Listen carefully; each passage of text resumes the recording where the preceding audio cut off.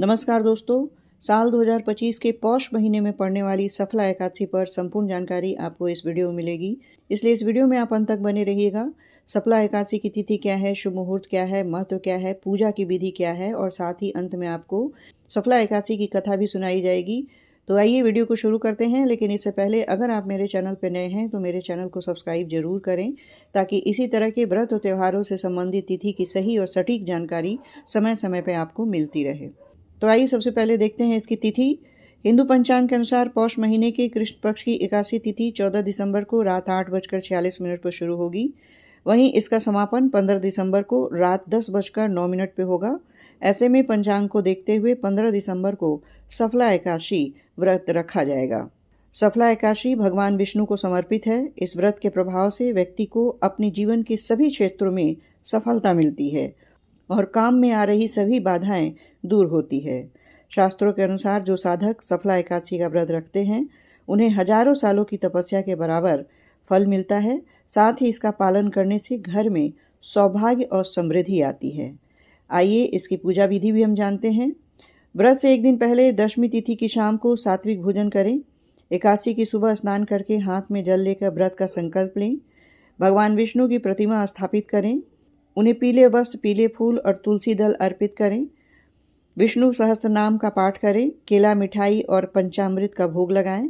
ध्यान रखें कि एकादशी पर चावल का सेवन पूरी तरह से वर्जित है। इस दिन जरूरतमंदों को अन्न, वस्त्र और धन का दान करें।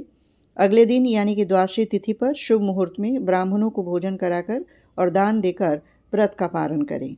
आइए पूरी भक्ति भाव से श्री हरि के चरणों में नमन करते हुए सफला एकादशी की कथा सुने। प्राचीन समय में राजा महिष्मती नामक नगर में महाराज महिष्मत नाम के राजा का शासन था। राजा धर्मप्रिय और न्यायप्रिय थे, लेकिन उनका बड़ा पुत्र लुम्पक अत्यंत दुराचारी, क्रूर और अधर्मी स्वभाव का था। वह चोरी, व्यभिचार, शराब, जुआ तथा हिंसा जैसे पापों में लिप्त रहता था। उसके दुष्कर्मों से दुखी होकर राजा ने उसे राज्य से बाहर निकाल दिया। लुम्पक जंगल में रहने लगा, जहां वह लोगों को लूटकर पेट पालता था। उसके मन में दिन प्रतिदिन पाप और भी बढ़ता गया। एक रात वह ठंड से बेहाल होकर अचेत अवस्था में एक पीपल वृक्ष के नीचे गिर पड़ा। यह पीपल वृक्ष भगवान विष्णु का प्रिय माना जाता है। संयोग से वह रात सफला एकादशी की थी। अगली सुबह वह अर्धचेतन अवस्था में उठा। रात भर भूखा रहने के कारण उसका उपवास अपने आप ही हो गया था। ठंड से कांपते हुए उसने अनजाने में ही भगवान विष्णु का ध्यान किया और पेड़ के पत्ते इकट्ठे करके उसी वृक्ष के नीचे चढ़ा दिए।